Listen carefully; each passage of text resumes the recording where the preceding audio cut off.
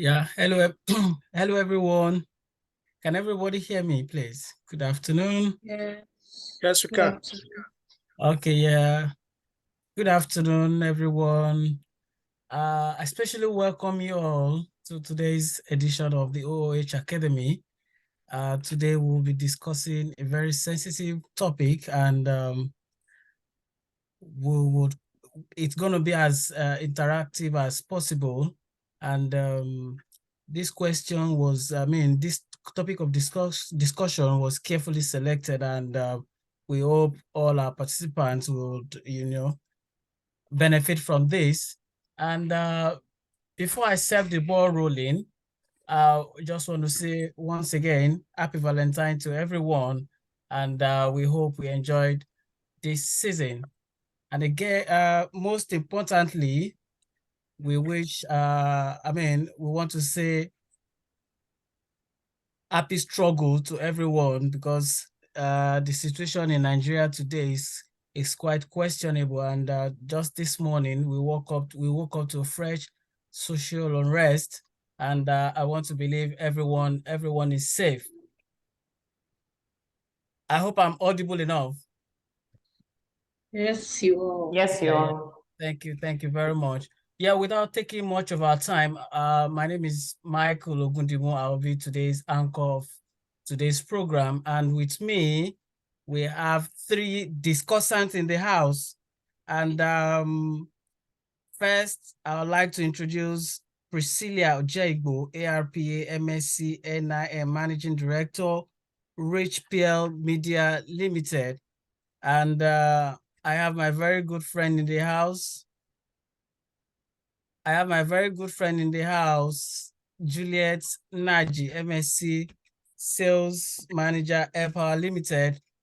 And I also have in the house Chizoba Nwabunike. Apologies if I murdered the pronunciation. I hope I tried. PMP Chizoba Nwabunike, PMP NIMN CIM, Pan-African Sales Director, Hippo Hard Transmission. Yeah, Priscilla, can we have you and just a word to our audience, please? I'm happy to be here. So I can't wait to get started, really, to get to meet everyone and hear everyone, exchange our ideas on the issues that we have today. Juliet, one word to our participant, please.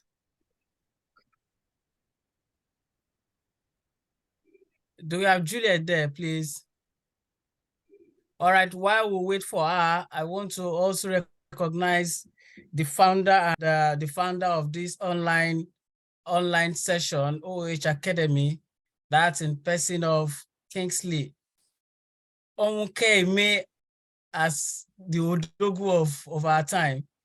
Kingsley Onwukaeme, ARPA Project Lead, OH Academy.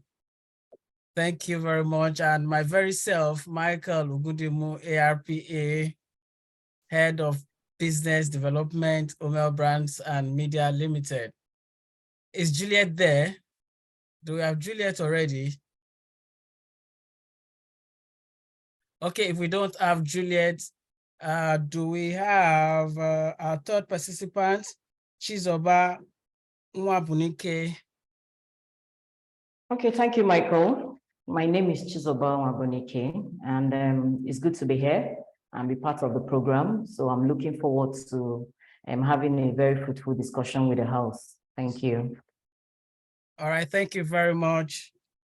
Juliet Nnaji, do we have her yet?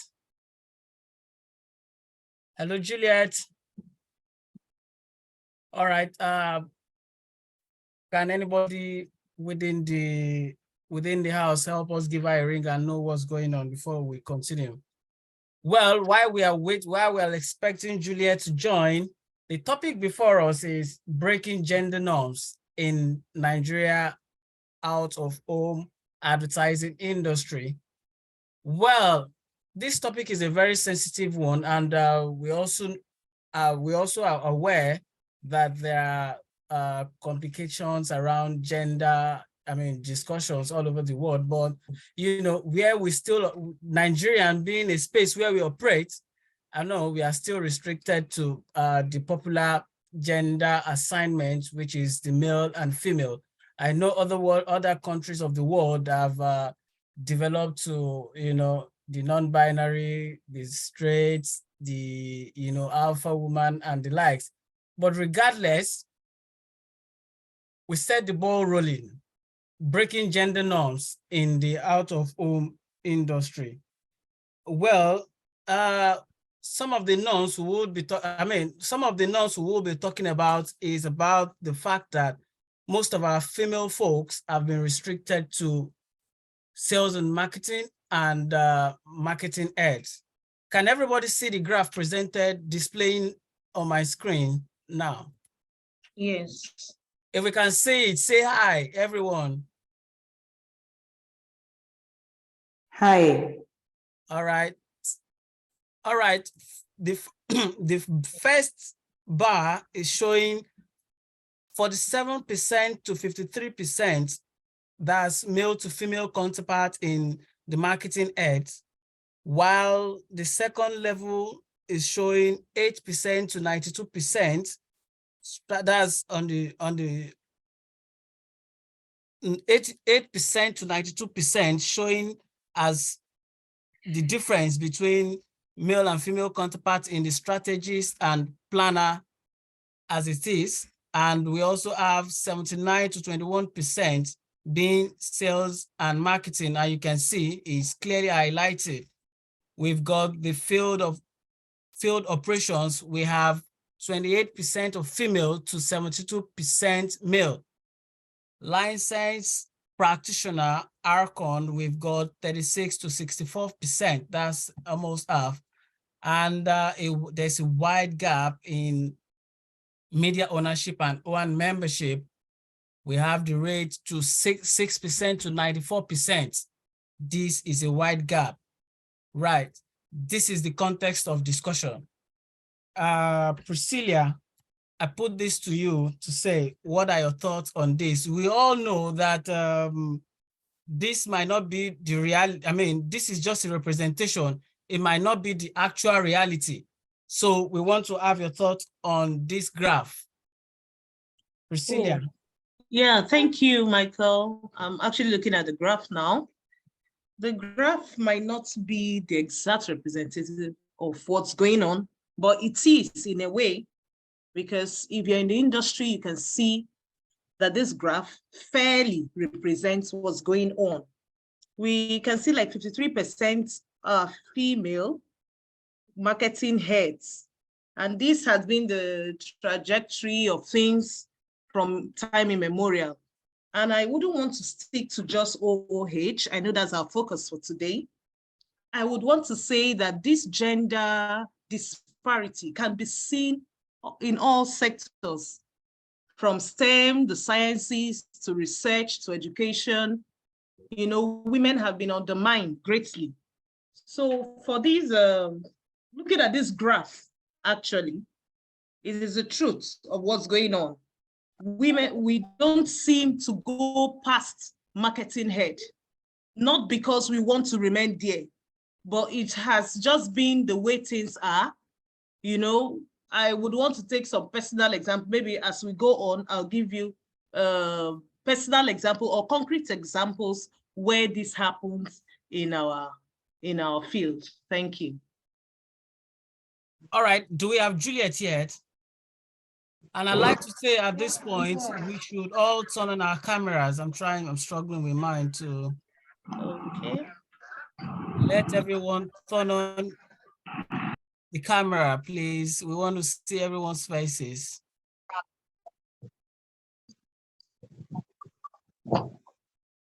Juliet, do we have you? Can we have your thoughts on the graph, please?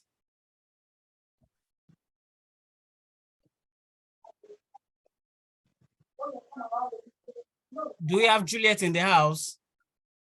All right, while we are expecting our third participant, Chizoba Nwabunike, can we have your thoughts on the graph, please?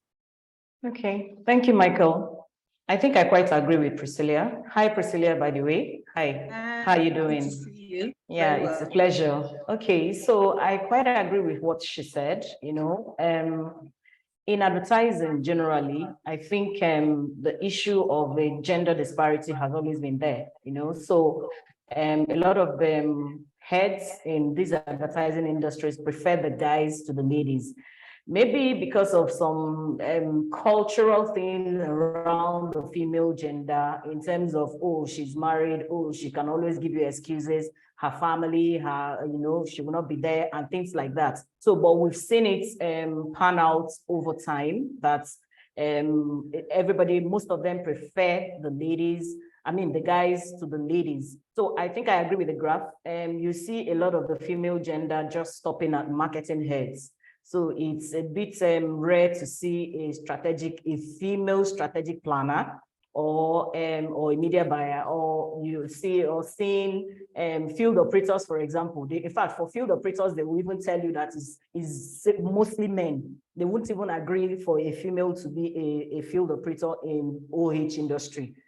So I think the graph actually did justice to what it is at the moment. So, but it boils down to a whole lot of things, which as we go along the way will explain better what it's all about. All right, thank you very much. Thank you for your thoughts. Do we have Juliet at all? Can anybody help reach out to her to get feedback from her to know what's happening, please? Can you hear me? I'm here now. Oh, thank you very much. Welcome. Hope you're good. Good afternoon, everyone. I am so sorry. I'm having network issues. Okay, thank you. Thank you. Welcome on board. Well, you're quite familiar with the topic of the day. And can we have the graph projected, please?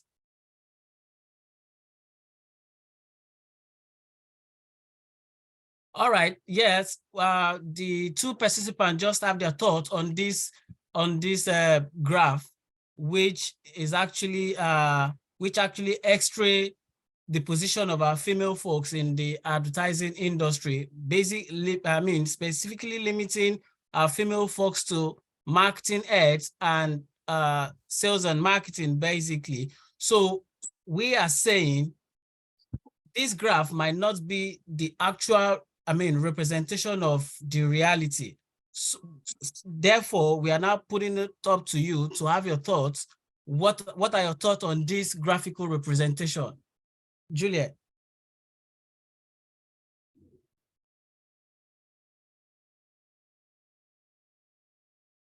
Can you hear me? Yes, I can hear you, and I think can you give me can you move to the next person? Maybe I'll just do like a second talk, or I'm still having issues to find. Yes. No issues. We'll bring it up to speed as once you are settled with the network, particularly.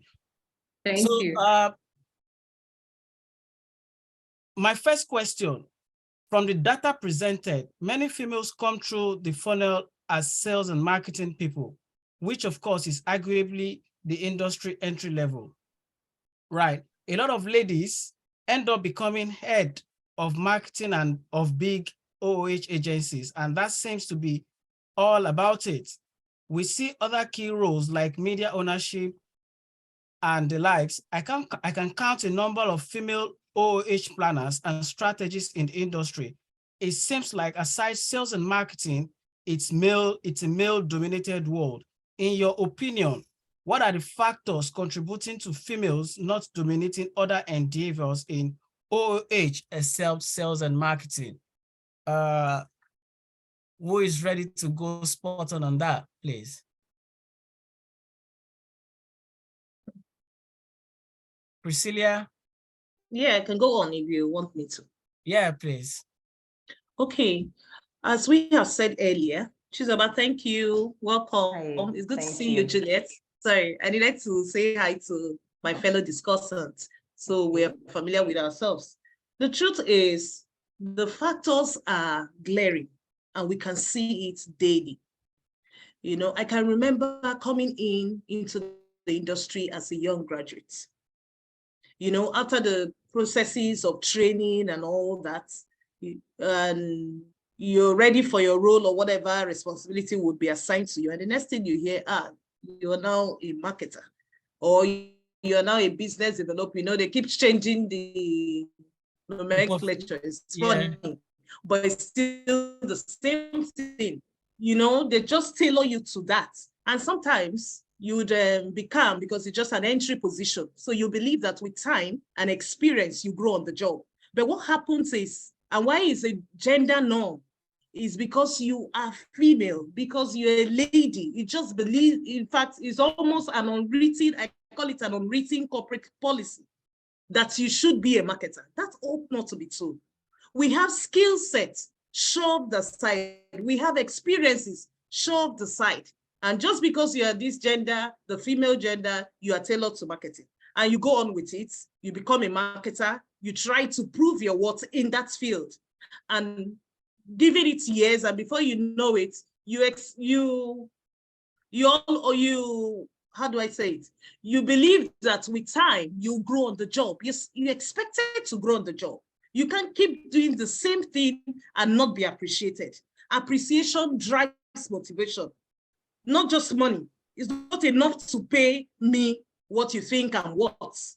Your motivation should also come in terms of recognition. And when these recognitions come, most times 4 years after, 2 years after, you become the marketing head. After that, what next? My problem with this setting, and everybody is to be blamed. The employers are to be blamed. The media owners are to be blamed for this kind of constructs, because I don't know why you would shove out all my skill sets and push me to the marketing department. And I spent years there, and you can't even accelerate me in my career ladder. You just stop at that marketing head. After that, you do a lot of things, thinking you will move up the ladder, and nothing happens. And a male colleague of yours comes, he's first head of marketing, and before you know, he moves to strategy and planning. Before you know, he moves upward the ladder, and you remain there. What happens when that happens? You know, so the factors are just the unwritten, unwritten corporate policies. Who says a beautiful lady should end up as a marketer? Who says that? Who made that law? Because I'd like to know today, who made that law that a lady should be a marketer? Because those are the things that got me really frustrated in the industry. Who says that is the only thing I can do? Who says I can't sit on the planning? And there are not even opportunities to train and retrain. When opportunities come to train females, you see your male colleagues chosen ahead of you to attend trainings. And we see this happen every day. And somebody comes to say, oh, it's because of the work-life balance. Someone says, oh, because, female, we always have break in careers. You get married, you get pregnant. These are the same work-life situations that our male counterparts face. What happens to them? Our male counterparts never have career breaks. But he comes back after that, they never have career breaks. So reintegrating the female gender becomes a problem. They just say, now it almost like her brain cannot function because she had a baby. I don't understand it. I still need that explanation. There is the gender stereotype. When a male head is assertive, you give it all sorts of names. You give it all sorts of names. Oh, he's brave, he's intelligent, and all that. I'm in a meeting. Stop here to give space to my other discussant to go on. Thank you. Well, thank you very much. I could see you are really agitated, and the stereotype has been going on for a while. I don't know. Thank you for sharing your thoughts. Right. Moving on to the next discussant, Priscilla. Chizoba, sorry, apologies. Chizoba, can we have your thoughts, please? Okay, thank you very much. I can see Priscilla being very emotional about this.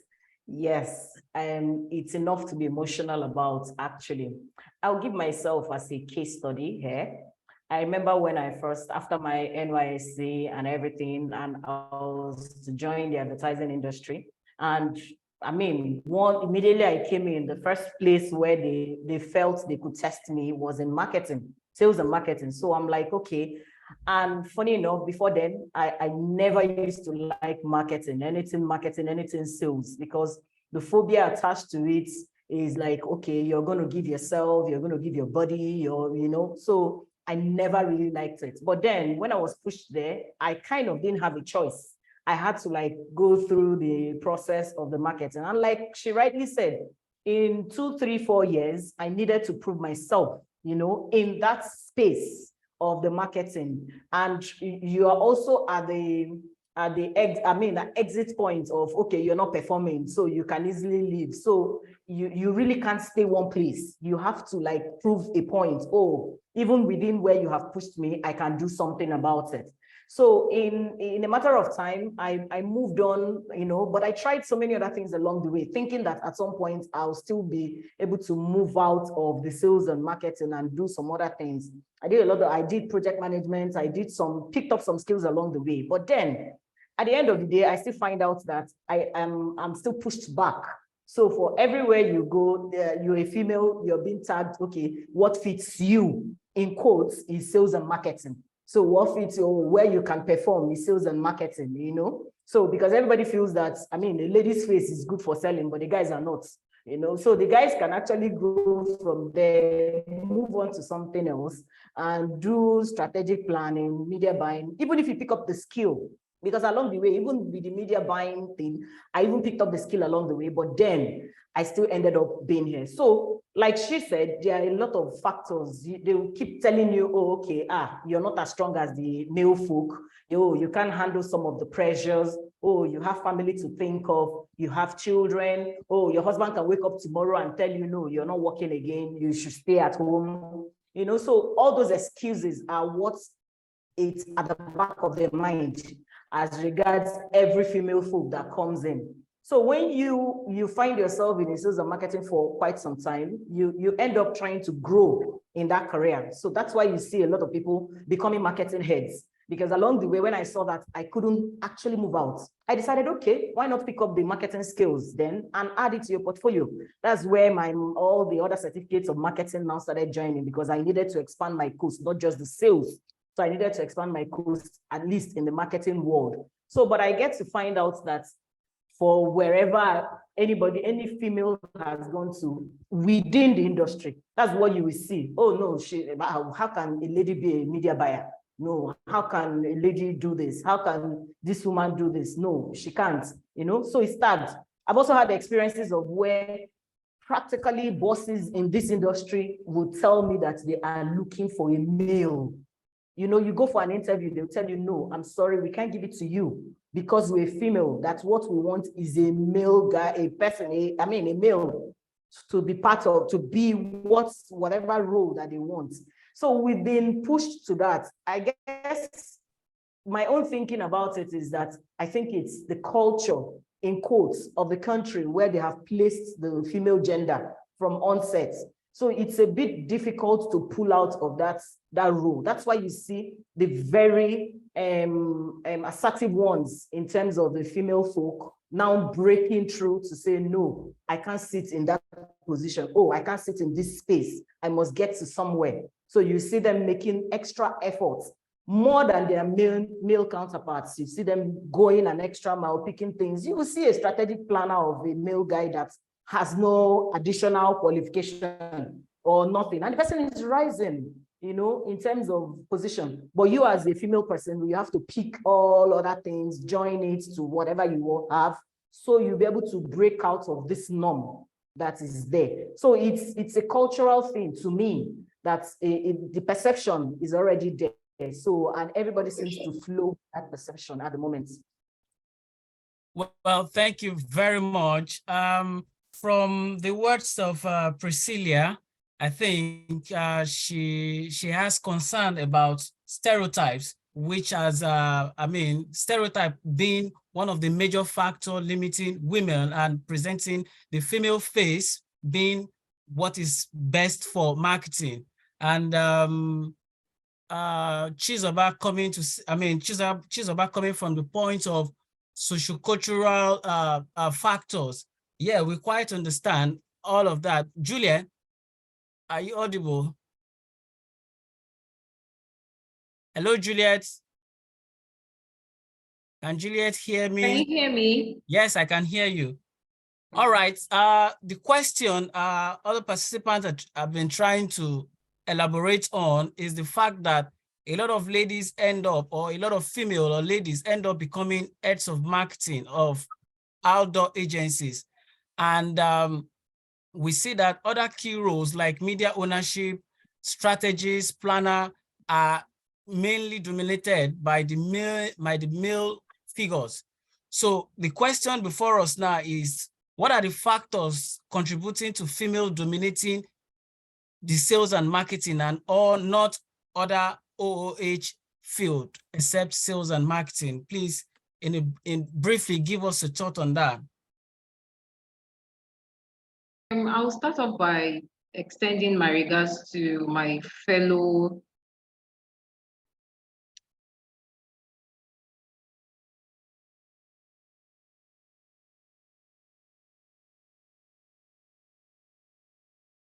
Can you hear me? Yes, it's not your network is not so good. Can you hear me now? Yes, I can hear you. Okay. I said I will start off by extending my regards to the speakers, Priscilla and Chizoba. And I would also stand on the ground, Priscilla, as earlier said, about the industry of kind of like segregated females who want to be in the industry as marketers. It's also something that really baffles, and it's something that is really it's something that is in to us because over time we find out that these things would usually play out when they see a lady or a pretty lady, in quotes. They feel the only thing they really do is marketing, which brings us to where we are today. And they limit us to that only. And even if they would want to maybe scale us, give us a reward for what we've done over the years, they tag head of marketing or head of sales or senior business development executive. In this industry, if you are a business development executive, another glorifying name for marketer or a sales personnel. No really much big deal about the name tag. So I would say that it is really about the way they've segregated us over the years. It's really about the way they've tried to. So maybe it's a male-dominated industry. So they try to bring the female along by making them market, making us appreciate the fact that, okay, you are in this industry, but you are just good to be a marketer. So, well, that's all I could say for now concerning this question. Maybe going forward, I'll throw more light.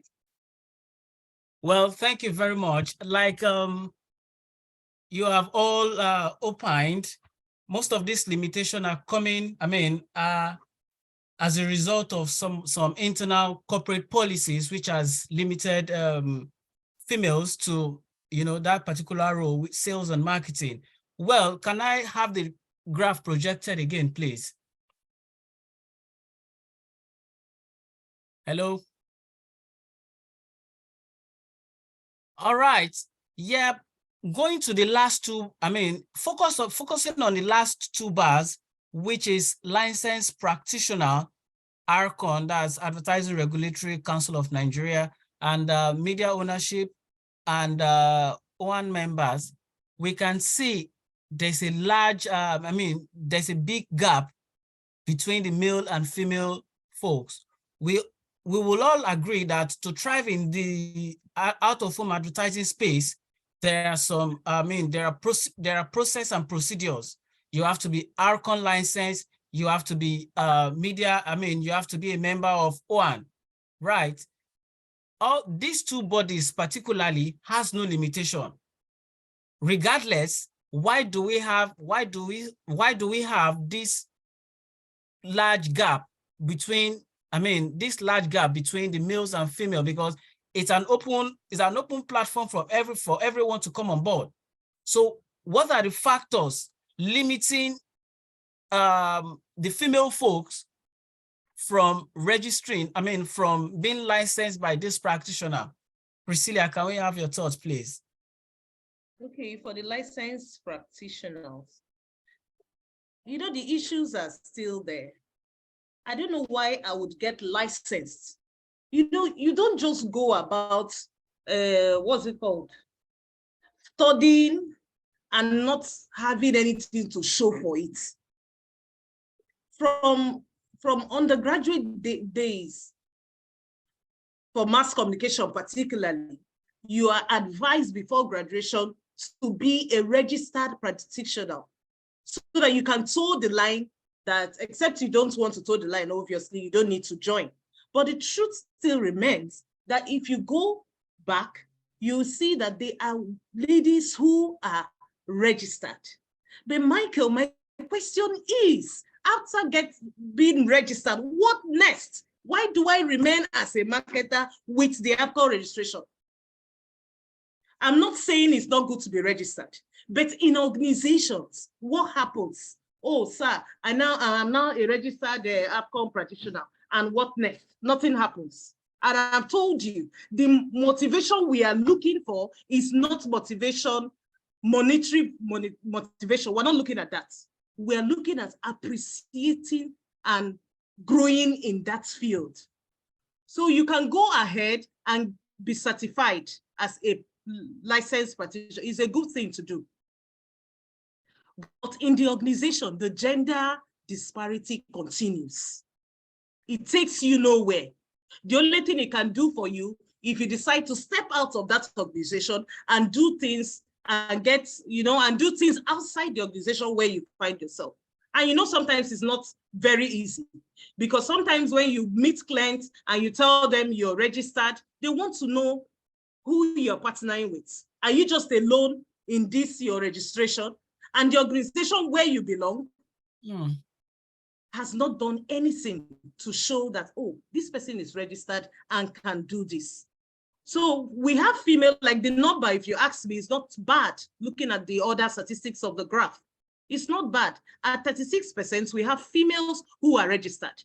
But these certifications are lying in the boxes and cannot be used. That is still our problem. We are not being given enough opportunity in other fields to express ourselves, to climb this career ladder we're talking about. If you check by statistics, women have more certification more than men. Sometimes I always think to myself, I say, where are the brilliant ladies I met at my undergraduate days? Where are these brilliant ladies I met during my MSc? Where are these brilliant ladies I met during my certification at the ARCON? Where are these ladies? They are nowhere to be found because they can't find a space for themselves in this industry. And please, I have said earlier, if you remember, that this is not peculiar with the OOH. No, it is not. It cuts across. We are in a patriarchal culture. We are patriarchal by nature. And that's why we don't give women the training, the opportunities. Look at women doing well. They were given opportunities by their employers, by the organization to grow in that field. So why are we not giving these opportunities to these ladies who are APCO registered, who own media, even the media ownership that we talk about, are ladies who broke out from this gender norm disparity. They broke out and decided to own. As Chizoba rightly said, they saw that it was a dead end to remain in organizations. You remain there as a marketing head and you're there, county marketing head for 10 years. For what? Why do we have to remain as marketing heads in these organizations. So those are the few, and that's the percentage you see in the graph, the last statistics of the graph that shows that the few who have cut out to own. If you come back here and call one of them and interview them or have them on this platform, they will tell you, I'm very sure, that this will make one of these salient reasons why they broke out to own. Thank you. Right, Chizoba, can we quickly have your thought, please? Okay, thank you. Let's go back to the graph again. If you look at that graph specifically, you will see that since you have a very large number of people in sales and marketing, automatically it is right there looking at you. Everybody wants to, to grow in a career. Since you have found yourself in a sales and marketing confined zone of sales and marketing. So what do? The next best thing for you to do is to start striving to be a marketing head. That's why you see those things being there. So, and I will also ask the question. I tend to ask myself those questions. A number of years, I ask myself, why would I want to do an ACON? Why would I want to be a licensed practitioner? In quotes, without using it for anything actually, because where I am or where I find myself, I'm striving to become a marketing head, because I need to prove a point. And to prove a point under sales and marketing is just for me to become a marketing head and probably maybe a marketing director or something, but in that field, marketing. So if I have that, the first thing that will be in my head is to start looking for qualifications or licenses or something that is in line with sales and marketing. So that's the normal thing for you to start doing. So it takes a whole lot, except if you are deliberate about becoming a strategic planner and you want to break out of the norm to now say, okay, I want to go and become licensed. But naturally, for a sales and marketing person, the next best thing is to start looking for marketing courses, start looking for sales courses that will help you grow in that line. So if you look at this, that's the reason why you're seeing this disparity. Because for immediate ownership, one member becoming an ACON licensed practitioner, it's somehow completely off from the trend of becoming a sales and marketing person. So the sales and marketing person will definitely want to maybe tomorrow get to the client side and become a brand manager or a brand director or something. So, and what will help them there is having a sales and marketing certificate. So anybody, most of them will now, except if you want to still break that jinx of sales and marketing, and go out of it. That's where you will see people becoming. So the few that you're seeing there are the ones that have actually broken the jinx of, oh no, I need to become somebody else. I don't want to sit in the confined zone of sales and marketing. So that's why you see the 36% having a license. I also found myself in that situation. And I told myself, okay, if I'm going to grow in a career of sales and marketing, why do I need ACON? Because if I get the license, to be honest, it's going to be a license that will be in the box because I've been confined to the zone of a sales and marketing person, so I can't move away, except if I want to go and start again from beginning to become a strategic planner. Okay, you start picking up earlier courses before you even get to the licensing.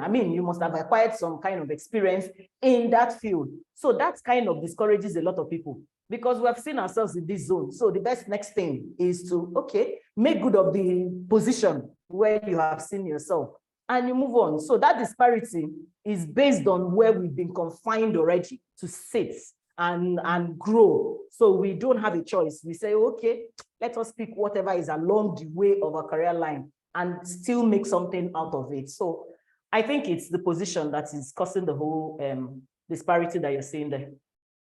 All right.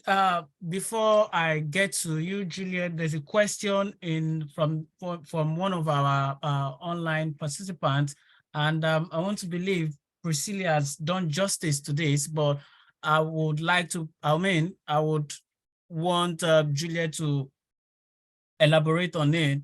Let's have your line of thought. The question reads, do the discussant think the gender imbalance is peculiar to OOH industry, or is it a common practice in the business terrain? Juliet, are you there? Yeah, I'm here. Can you hear me? Yes, I can hear you. Okay. Can we quickly have your thoughts on this, please? Yeah, sure, definitely.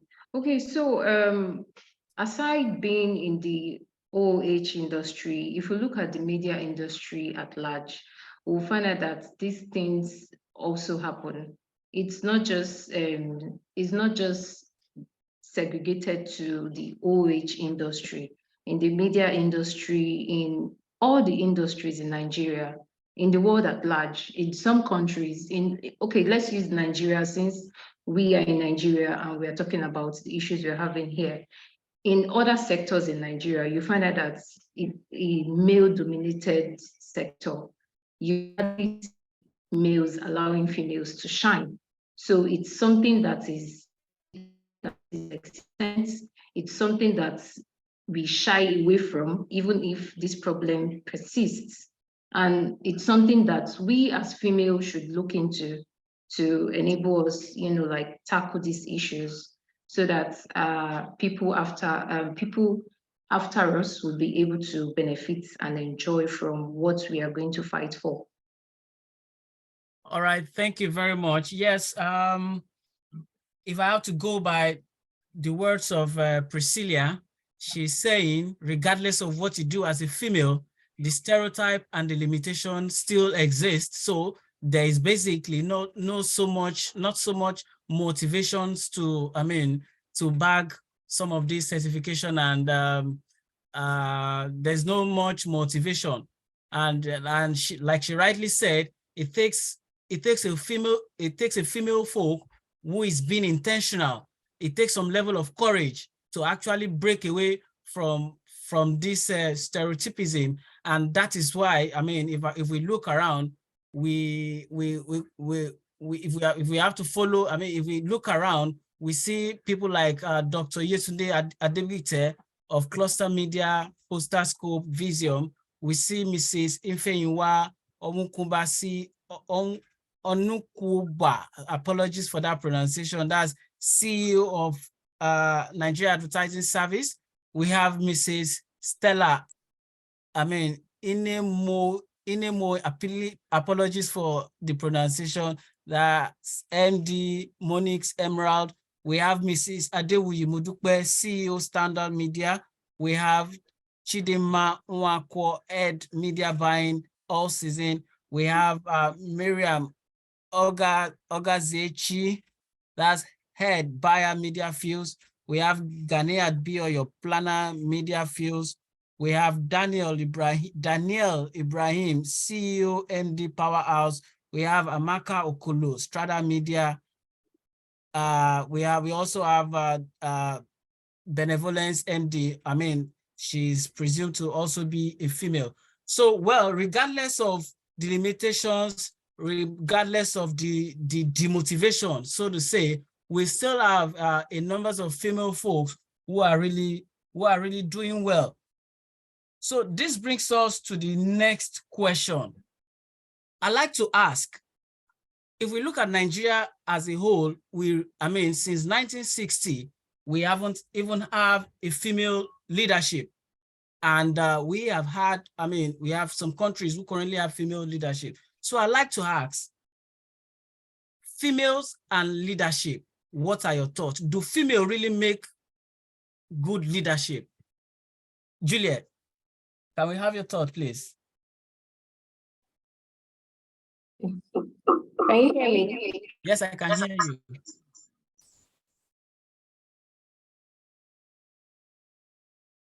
Okay, I would say if you look at the statistics, we really do not have many female presidents in the world. I think we have about 2 of them currently. And if you look at what they've done, you would find out that they're actually doing really well, because from the saying of people, you find out that women actually put their mind into what they want to do. If a woman sets out her mind to do something, she does it right, and she does it really well. So I would say that making a female the head of either an organization or a group or the head of a country, something a female does, maybe overseeing or being the main person who oversees or who manages something, you find out that she does it very well and she does it really good. And which brings the saying that what a man can do, a woman can do even far better. So I think I've touched a little light on that. Yeah, I would like to pass it on to Chizoba. I don't want to get to Priscilla now because I know she. Please, can somebody get her a cup of water, please? I can tell you with confidence. I have water. Yeah, that's all right. I can tell you with confidence that if you give a lady or a woman an opportunity to become a leader, they will do it absolutely well. Because like Priscilla said, I mean, like Juliet said, when you give them something, they don't like that. They don't, because of this culture thing. Oh, women, you can't do this. Women, you can't do that. When you hand an organization or a head or a leadership role to a woman, they always want to prove a point that, oh, okay, I know that generally they say women can't do anything, but then this is an opportunity for me to prove myself. You know, so they go an extra mile to prove themselves in terms of leadership. Yes, we haven't been given the opportunity in the country for a female leader, but of course, we also know that the environment that we're in, the culture, mostly abhors women to even get up to that point. If you see one that have broken that jinx of trying to get to that point, they'll find a way to take the person off. Oh, she's a lady. No. A lady can never rule us in this country. You know, so it's general. It cuts across everywhere. It's not just in the OH industry. It's everywhere. It's within the country, even outside the world. It's everywhere. So we've seen that gender thing play out over and over, severally in different fields. Let's take, for example, the banks. Of course, a banker, a female banker, automatically, they're not even going to put you in any other place. They will put you in sales and marketing because they want you to go and make money either way. So you're being restricted to that position. So this is what we have faced across all sectors, away from OH, across all the sectors.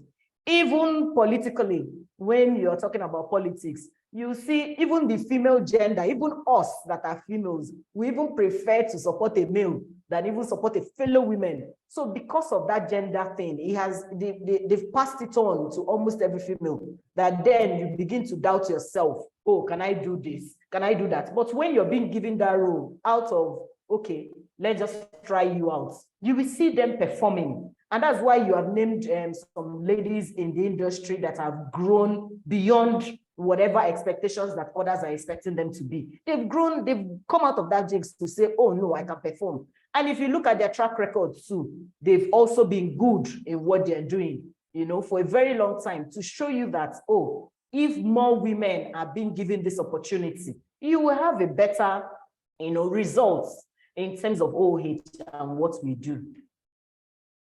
Thank you very much. Over to you, Priscilla. The question is, do females really make a good leader? Because, you know, if you ask around, a lot of males, some female, they really don't like female heads. So I'd like you to expand on this. If given the opportunity, or from examples around leadership and female, do females really make a good leader? Please.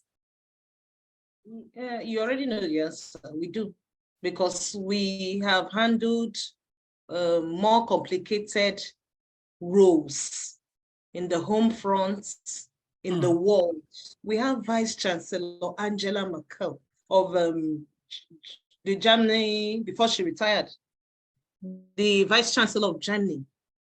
These are powerful women. I don't know. She has held on to Germany for that long, and Germany is one of the world powers. That's even the test of it all. Then we have the one for Finland. Then we have Nkonjuwela, who is sitting at the World Trade Center. Somebody gave her that opportunity. So we have to embrace the culture of inclusiveness because we are just changing ourselves. We are doing ourselves a disservice if we do not include women in this industry or in the world, because we have more than 60% of female folks. So do you know how many lives you are even destroying by not even granting them the opportunity? So we have to embrace that inclusiveness. The world is changing, trends are changing. So please, I think we should give them more opportunities. It's when you give someone an opportunity. If you had not called me on this platform, probably you just know me as Priscilla, the quiet girl, because I'm really quiet. So I don't know why I'm talking like this today. I'm really calm. You understand? So if you don't give one the opportunity, even the names you are calling in the industry, people gave them that opportunity. People said, oh, you can do this. And there are male folks who gave them this opportunity in organizations. So please, when we give these opportunities, we will now see for ourselves. And we have, you know, good examples all over the world of female doing great things. Thank you.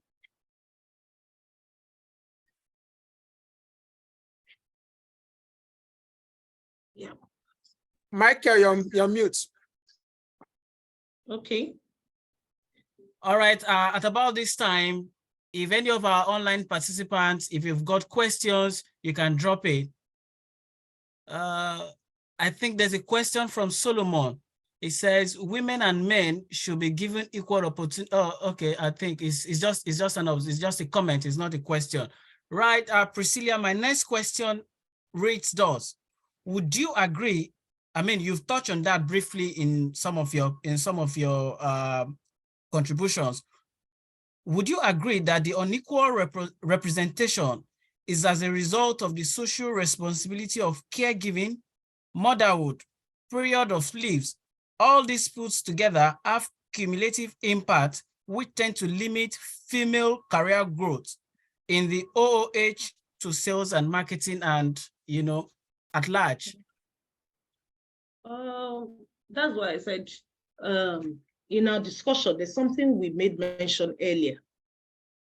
Some women are very comfortable being marketers. Let's not get it wrong. Some women are very comfortable sitting in their homes. They are good primary caregivers. Some women are good in whatever, but we are looking at the odds against women who intend to climb in their careers.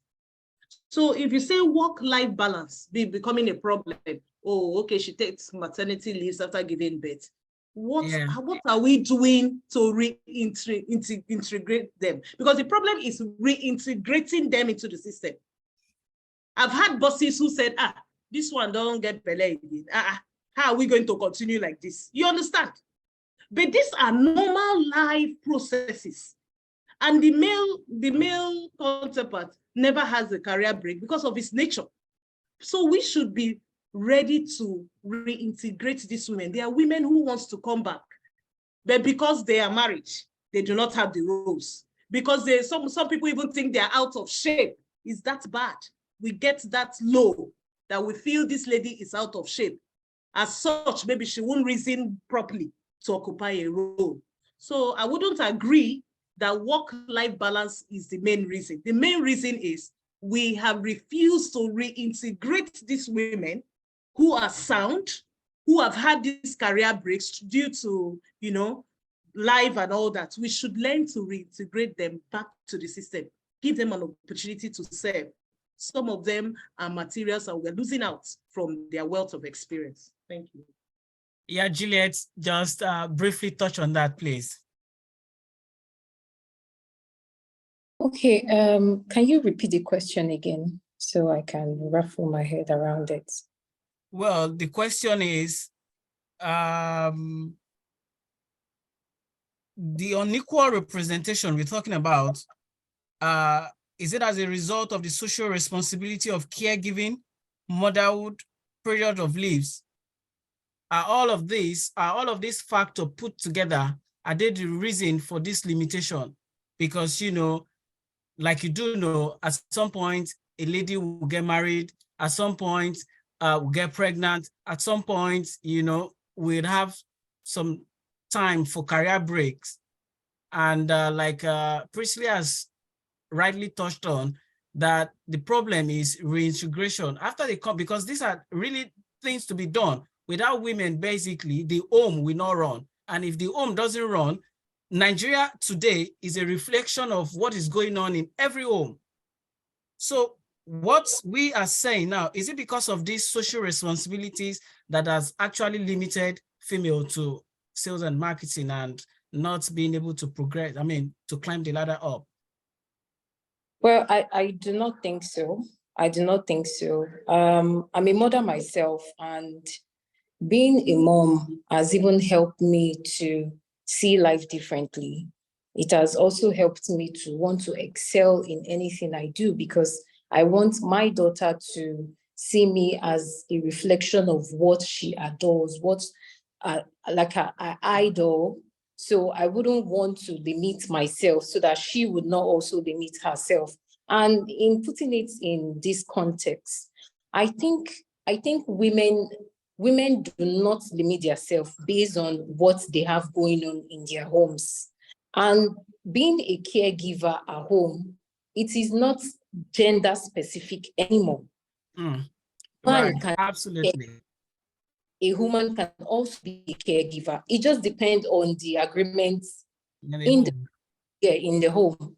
So I would say that the limiting of women, it is not about their personal life. They can do all of that. Women they are superheroes. They can do all of that, and at the same time come out to become something that is beautiful, something that is career driven, something that they know that, oh, when they put their hearts to it, they get it done, and they get it done very well. Women are leaders, even in their home. Take, for instance, a woman runs her home, she gives care to her children, she takes care of her husband. That's leadership. That's a leadership role. If you look at it in another sense, that is a leadership role. So for her coming out to want to be who she wants to be, because aside a woman having to be a mother, having to be a wife, having to be a sister, having to be a cousin, she also wants to be something else. She also wants to be the director of something. She also wants to be the CEO of something. She also wants to excel in her career as well. So if we say that these things are limiting them, I would say no, it does not. So my answer to the question is, being a caregiver, doing all of these things in the home does not limit her from being who she wants to be in the professional space or in the. So I feel we are the ones limiting women, or I would say the men are the ones still limiting us because they are thinking for us. Well, thank you very much. Like Priscilla earlier said, it's a patriarchal world, and the OOH industry is not an exception, and your thoughts are duly noted. Well, we've got a question from the online, from one of our participants, and I'd like to push that to Chizoba. The question reads, while we understand the frustrations expressed, it is obvious the females have to take their destiny into their hands. What do you advise for women to start? What do you advise for women to start doing? Or what do you think has to be done? Or what do you think has been done wrong thus far? That's looking inward. I take it again. While we understand the frustrations expressed, it is obvious the females have to take their destinies into their hands. What do you advise for women to start doing? Or what do you think has to be done? Or what do you think has been done wrong thus far? I presume this is coming from Emil, but regardless. Yes, definitely. I'm sure it's coming from Emil. But let me start with his first question. It's not about the women. Everything is not centered around the women. So the male folk will also have to come in. If we look at that graph, and we see that media owners are mostly men. So we expect them to also put the women in a position where they can easily grow in respect to this graph, so that we don't have this disparity. So it's not about women saying, oh, okay, women coming to take destiny in their own hands. We've already found ourselves in a cultural environment where males are dominating in all aspects. So, but they have to give that opportunity to females as well. Encourage them. not just encouraging them, give them that role to test them out, to say, okay, I'm putting this on you, not because you're a female or not because of any other thing, but because of the fact that I know you can deliver in this role. Because if you give a lady that opportunity to deliver in that role, they will deliver.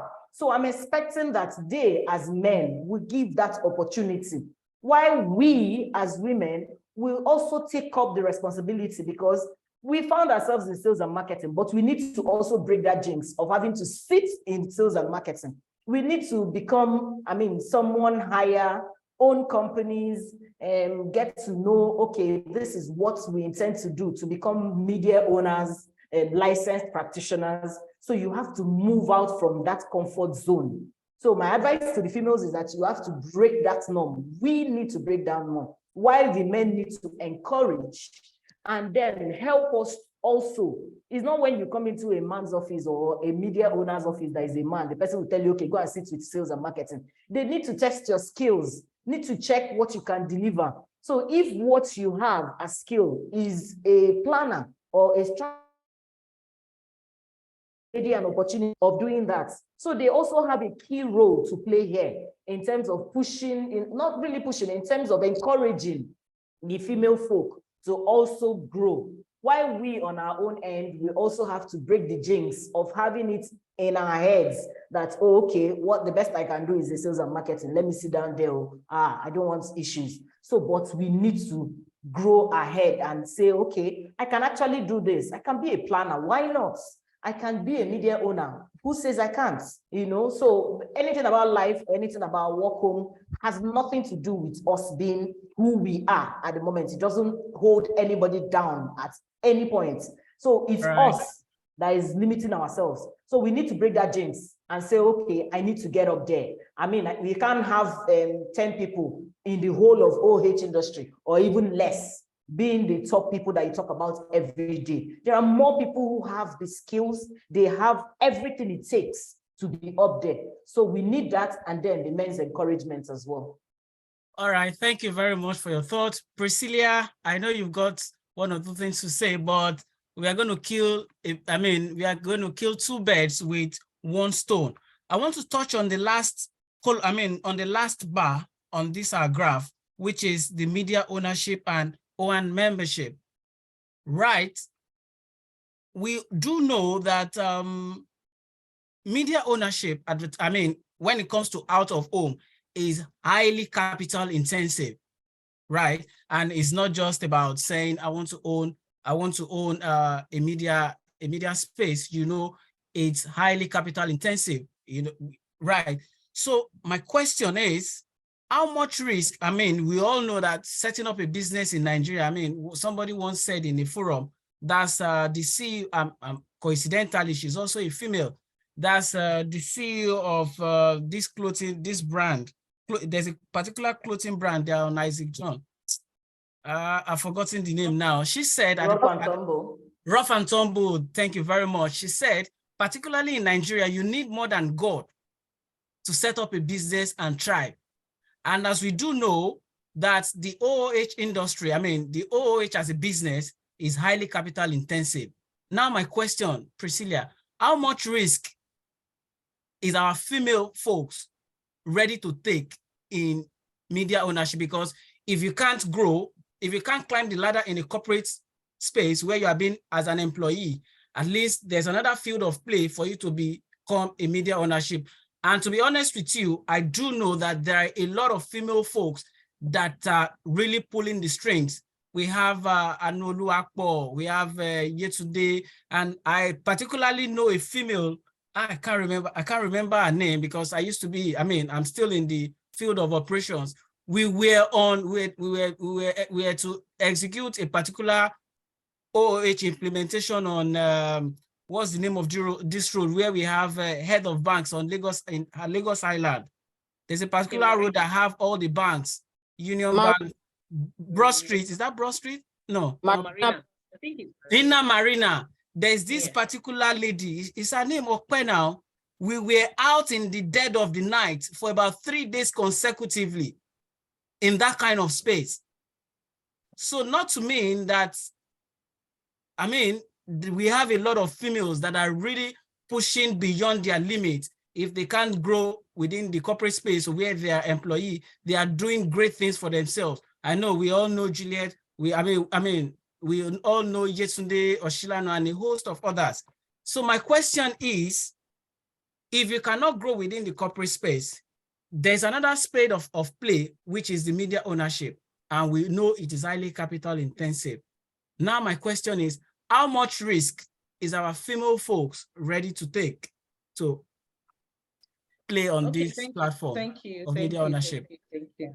First, I must say that we should not downplay our experiences as marketers. I must say that because there's a lot to learn while being a marketer. So first of all, you have to have respect for the crafts. It's one thing to say you're a marketer, but it's another thing for them to mention your name and say, oh, this lady might be a marketer, but she's a different type of marketer. We have to have respect for the craft, add value to it. Since it's an all people departments where they put all the ladies, single yourself out, have respect for the craft, add value while working in that organization. Do your best to deliver while working in that organization. And why do I say that?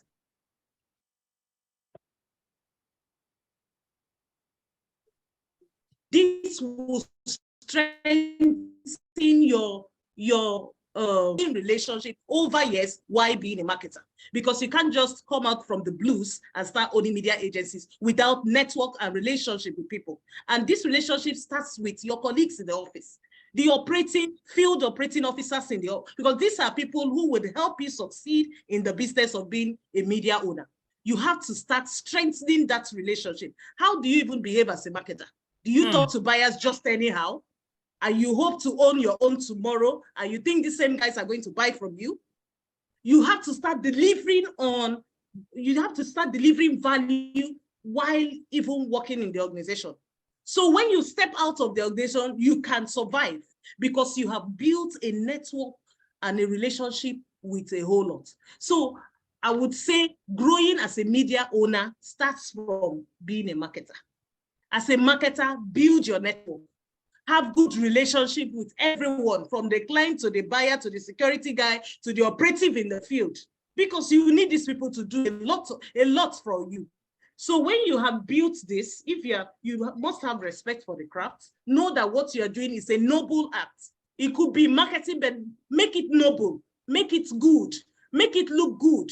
Let them meet you and know, oh, this one is not just a marketer. Maybe they just joined her with these people, but she has a lot inside her aside marketing. So I would say have respect for the craft. Know that it's a noble craft. When you step out with the networks you have built over time, with operative, with buyers, with directs, because sometimes you get jobs directly without getting from agencies. Make sure that your relationship with these people are solid, and not just relationship because you're a fine girl. No, because you have delivered on the job at many occasions. So when you do that, the money becomes secondary, and you have to be resilient. Money becomes secondary. People at 60s, 90s, 50s, you see men and you see captains of industry looking for young chaps to invest in. So money is secondary. After you have built your craft, you have respect for the craft, you've made it noble, you have strengthened your network of people you have in the agency, outside the agency, on the field, then ownership becomes easy. You have people assisting you. You can even start off without owning. That's why I said men succeed, because a man might go for interview and he's not qualified for the interview just because he has one thing. But a lady will be waiting to complete the whole qualification, as in all the checks. She wants to check all the boxes. Yes. She wants to make sure she has APCON. She wants to make sure she's a graduate. She wants to make sure she has done all kind of trainings. Please don't wait for that. These guys you see, you are far better than them in many ramifications. Many started out without, because truly the field is a capital intensive field, but many of these guys started without capital. They started earning, with time, they built their own structures. Please, money is secondary. have respect for the crafts, build strong networks, then be resilient. It's not going to be easy. There are going to be times when you fail, but be resilient. Know that you can do it. Everybody fails. Nobody rubs it in. Everybody shows you the fine pictures of being a head of this. But if you see the battles that go on in the office to remain head of marketing alone, if you can face those battles in the organization, please, you can face those battles as a media owner. Thank you.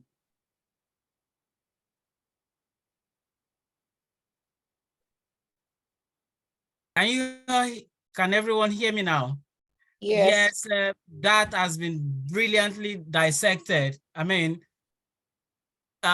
ownership and as she has rightly said, there are steps to, I mean, there are procedures to some of these things. She has touched on respecting the craft as a marketing and sales person, because no company in the world will thrive without sales and marketing, because no matter how beautiful your product is, no matter how strategic your site is, if you don't have the full soldiers who are the marketers to market it, to present it, it will remain there, right? So she has talked about another very crucial point, which is morality and building of networks. You don't, I mean, she has also touched on moral consciousness, because it's not enough to pull funds together to own a media space. There are levels to some of these things. From your office, you have to be accepted. You know, you have to be seen as somebody who is courteous. You don't just talk to anybody anyhow. You know, all of these things put together makes you build a very strong network. I mean, the OOH we talk about today is all about relationship. If you don't have the relationship, there is limit to how much you can try. In fact, there's a limit that sex appeal can even take you without the right character, like she has rightly said. So, Juliet, please, can we have your thoughts briefly on what is required to thrive as a media owner, being a female? Okay, so I would put it in two ways. I would also say what it is if you do not want to be a media owner. Not everyone wants to be a media owner. Some you don't have to be. Yeah, some other people also want to excel into other dimensions in media. Firstly, if you want to be a media owner as a female sales and marketing personnel in this industry, I'm not going to say it's an easy journey, because I have tried it. I have tried to make something for myself, and the journey is not for the weak-hearted at all. It's a very massive and bold step for a person to take. And I have penned down like some of the things that I feel that would guide a person in starting this journey. So I would say partnership. If 2, 3 or more people or more females can come together to have a joint venture, a JV for a company, I think they would also strive very well as to compared to just one person trying to go into that journey. So if there is like a partnership, a respectable and understanding partnership, well written, well documented, lawyers' consent and everything. Yeah, I think that is going to, it's not just, oh, we just use mouth talker, so we go start the thing. I think it should be formal and legally written, legally binding, because of future unforeseen occurrences. But yes, I think partnership is one of the things that could help we females to strive hard in this industry and build something for ourselves. Another place I'm also going to touch light on is innovative thinking. I think if there is like if we think outside the box, I know thinking outside the box is very well overrated, but I think thinking outside the box too, it's a very good way of, trying to be secluded among the common. So you'll be different, your ideas will be different. You can You can go anywhere with a different idea, which, you know, you have an outstanding different idea is going to help you. So if you can have like an innovative thinking and run with that, a client can like your innovation and pay ahead of that innovative project. So it's another way for you to also own media. So if you can take a proposal for a project to a client, to a direct client, and tell them, oh, this is what I'm thinking, this is what I see, and it's going to be beneficial to your brand. This is the strategy behind it. This is the planning. This is what is going to bring the what, who, why, where, how, everything is going to happen. It's going to also create something. It's going to, if the client likes it and the clients believe in you and the client will be like, okay, this person has been my partner and she has served me well. I think she has what it takes. Yeah, they'll be ready to invest in you. There is nothing impossible. And another thing I also want to touch light on is mentorship and sponsorship.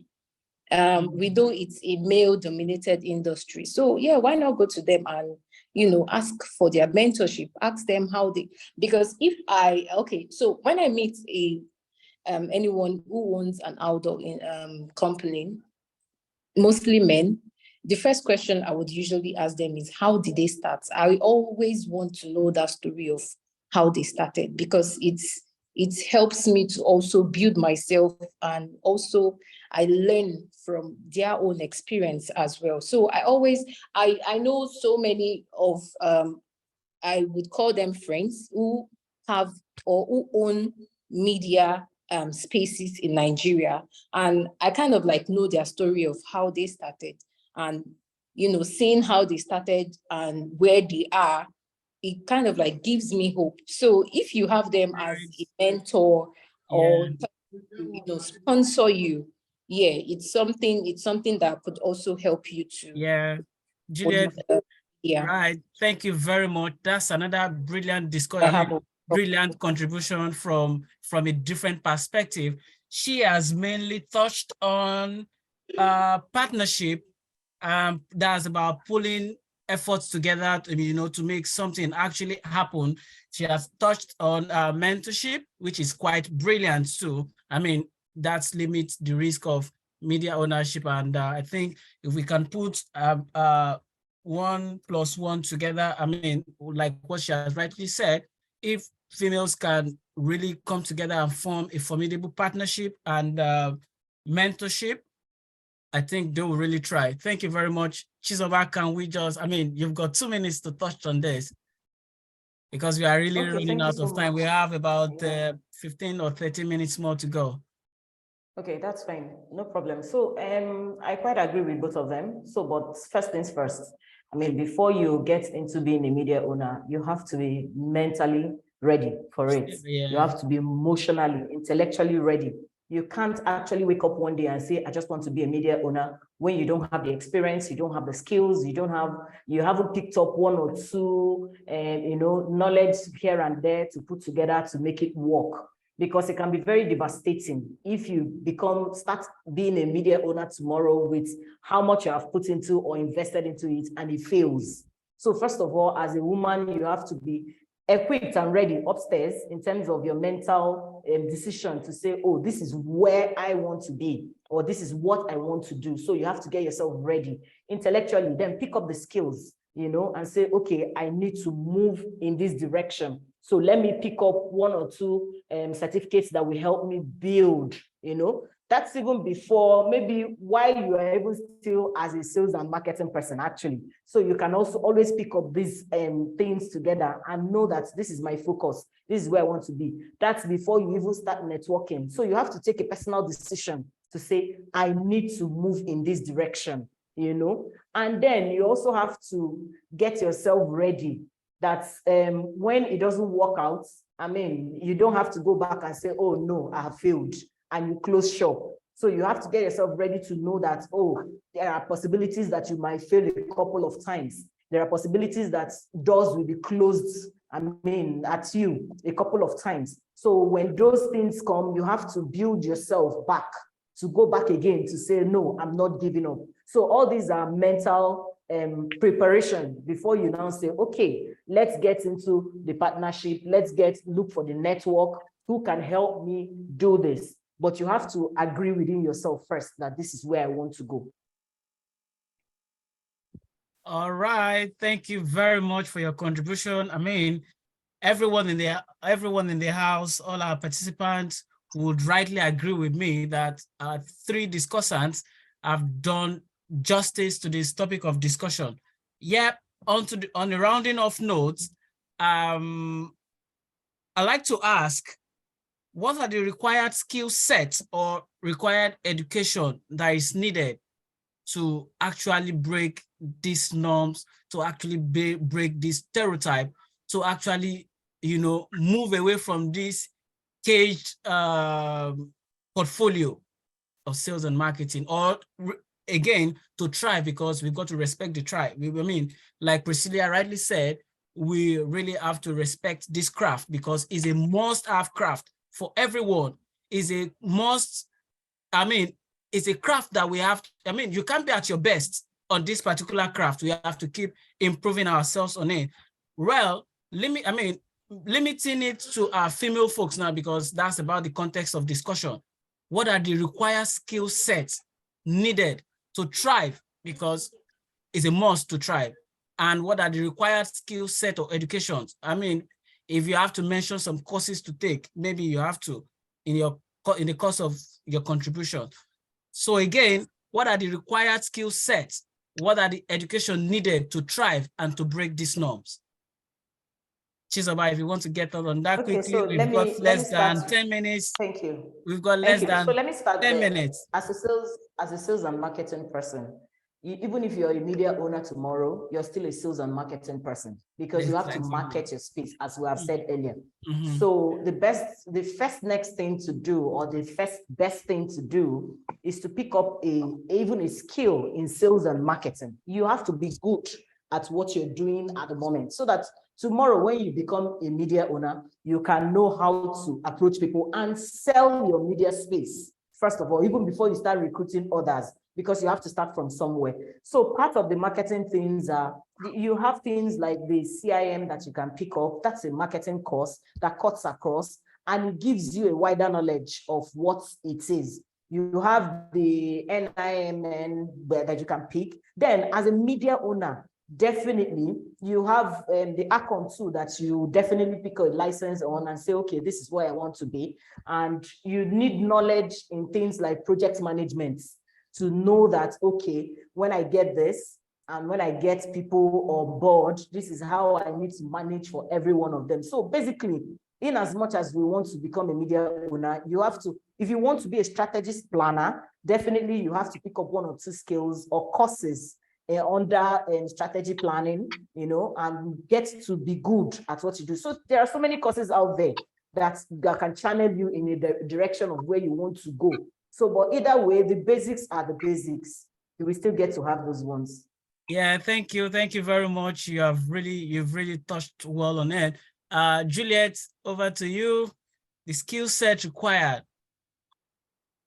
Okay, the skill set required. First off, I think you should have an appealing spirit as a person. As a human person in sales and marketing, you should have an appealing spirit. You should have a friendly ordeal. If you don't have that, I don't think anything can even work, because you need to be friendly. You need relationship to go far in this industry. So, and I also think you should also acquire like a business administration degree. It can be a master's, it can be a crash course, it can be a mini course, anything in business admin, so that you know how to run a business properly. And I also think a person should also go for leadership courses to know the kind of leadership skill you should apply in different kind of situation. And in some leadership courses, they would also take you through crisis management, so that you'd know how to handle crises that would come along with the business. So I think those are the skills. And then, yeah, maybe a course in media, a course in marketing would also do, like Chizoba just said. Yeah, thank you very much. Priscilla, I would, in your contributions, I would really appreciate if you can add some behavioral expectation. I know you touched, a bit on it, but it's about time to really expand on it. Some behavioral attributes that is expected to thrive, please. Thank you. My fellow discussants have made the work very easy. They had practically, because as they were talking, I was listing out what they were saying. They are practically giving us courses you can get certification for. But aside this certification, we now know that there are other things. Aside your IQ, how about your social skills? How about your soft skills? You have to be empathetic. You have to feel the business. You have to be the soul and heart of the business. So these are certification you should get. But our industry is a very flexible industry. Who succeeds is not who has IQ, who made a first class, who made a 2-1. They are good grades, fine. Some of us have those grades, but we need to be empathetic. We need to heighten our soft skills. We need to know, your writing and speaking skills are fundamental. You can't sell anything if you can't convince me that this product is of value to me. So your soft skills, you have to learn that. Your empathy, you have to be empathetic towards the client. When you have a problem, it should be shared. When a client, sometimes there used to be a time when I used to work for my bosses before now, there'll be an issue. And some of my colleagues will just say, Priscilla, that one our Oga concern, it's Oga's business. But I'm not happy because I am on that account and that account is having these issues. So we all have to be empathetic. You have to feel what the client is feeling. You have to feel what the media buyer is. So these soft skills will allow you go far. And who succeeds is not who has the highest IQ. So you have to have emotional intelligence, and that will help you to address issues more calmly. That will help you to write mails that will, soften the hearts of people when you have, when the job is going left or going south. So these soft skills also will help you. I think that's all. They basically said. All right. Thank you very much. And there's one important element that just dropped in my mind now, which is most business relationship basically are being ruined at the point of chasing payments. Right. At that point, what would you advise marketing executive, particularly females? What would you advise their what disposition would you expect or would you advise, especially when chasing payment, because that's where we ruin most of the relationship. That's a very difficult one, to be honest, because someone cannot be owing you and you are empathetic about it. You'll have to, but we have to exhaust all our options. And it's still in the soul of business. We have to exhaust our options. And what are these options? We have to ask for help. How best can we do this? You have owned, you are owing, you have a debt running into millions, and we know you have a problem. You have 1 minute. Oh, sorry. So you just have to ask for concession. What can we do? If it's a bad debt, you write off some and save yourself. All right, Juliet, over to you. Not to ruin relationship, chasing payments. 1 minute. Okay, so I think there is like payment terms for any contracts you are going into. Yeah, although we know that a lot of people default. Yeah, so if there is a default, I think you should just follow up with patience. That is what I would do, because in some situations, it has happened in real life, in real terms, and I follow up with patience. So I just feel that's patience. That's patience. That's Juliet preaching patience to everyone. Chizoba, 1 minute. I actually think patience and tactics too helps a lot, because you have to be tactical about it. You want to retain the customer, you want to retain the client.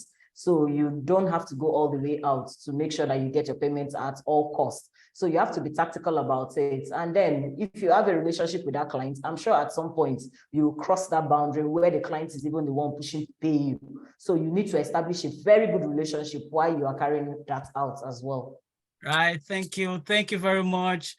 A big thank you to Priscilla, Juliet, Chizoba. I think we have done justice to this discussion. We have all contributed brilliantly, and I want to believe all our participants has gotten one or two things from this episode of the OOH Academy, and I want to believe from now henceforth we'll thrive on our different roles and would upskill ourselves to be a better person. So on this note, please? I want to, yeah.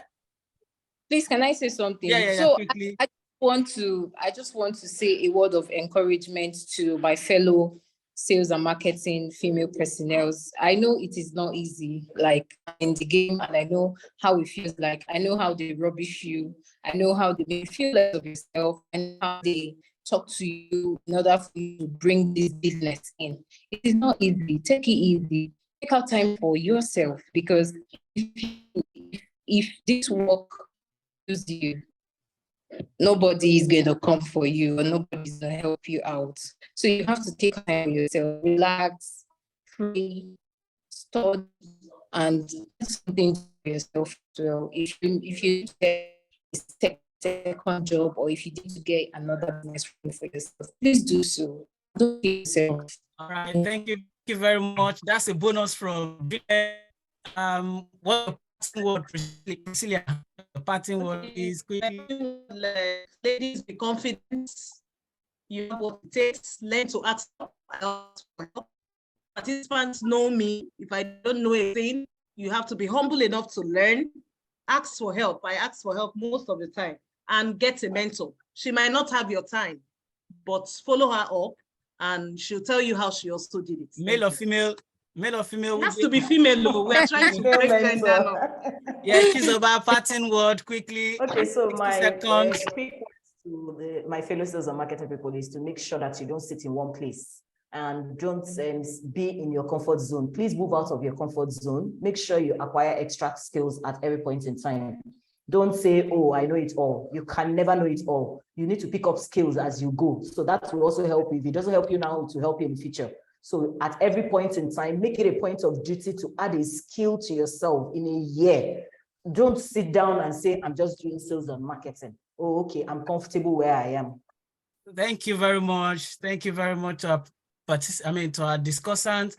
A big thank you to all our participants who have out of the busy schedule set out 1 hour to what they believe of things to take away from this. I'd like to thank the the founder of this academy for giving me this opportunity to anchor this program for today. I'm quite grateful. I hand over to my honorable, I call him Modogu on the street. So please, you have the floor. Thank you very much, all my discussants. Thank you very much. I hope we have another opportunity to talk on the topic of discussion. Very much. Back to you. Thank you, okay. I think we've just done justice to this, and it has been a topic that has been bothering and the team over years.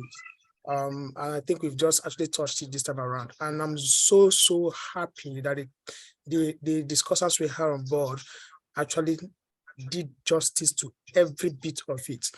Now, like I always say, it's not just about discussing these, gathering people on Zoom to discuss things. It's a question of, are we going to take steps in making sure that we implement what we learn from this place, which is the essence of the whole exercise. So what's like the words of encouragement given by the three persons, Chizoba, Priscilla, and Juliet, and what it means is that our ladies need to make conscious efforts. They've talked about certifications to be gotten. They've talked about the soft skills, management skills, and other areas that you need to be able to touch if you really want to grow. Like one of the one that bothers me most is the strategy and planning side. There is nothing, I've worked in this space, there is nothing so spectacular that the ladies cannot do. But I know that if we, the ladies, our ladies, begin to make conscious effort, if you're interested in strategy and planning, go for it. Apply for the positions. When you're being forced to go into the sales and market and you're not interested, tell them you're not interested in that space, that this is what you want. Speak up or speak out, like I say. So I think we've done this, and I'm going to encourage those that couldn't join. Just let them know the link will be out soon so they can go back and visit and take learnings from this, and let's see how we move from there. I want to thank you, Chizoba, for making time out of your tight schedule. Priscilla, thank you. I know you have your courses you're writing, and Juliet, thanks. I'm sorry for the network stress and everything. Michael, we dragged it back to back and all those things, and here we are. It was a success, and thank you, everyone. I'm going to say, see you next time on Boardroom. And we have another interesting topic as it comes, and I hope everybody will join, and we'll be able to discuss and get the industry from where we are now to a better place on a global standard practice. Thank you, and have a lovely weekend to everyone.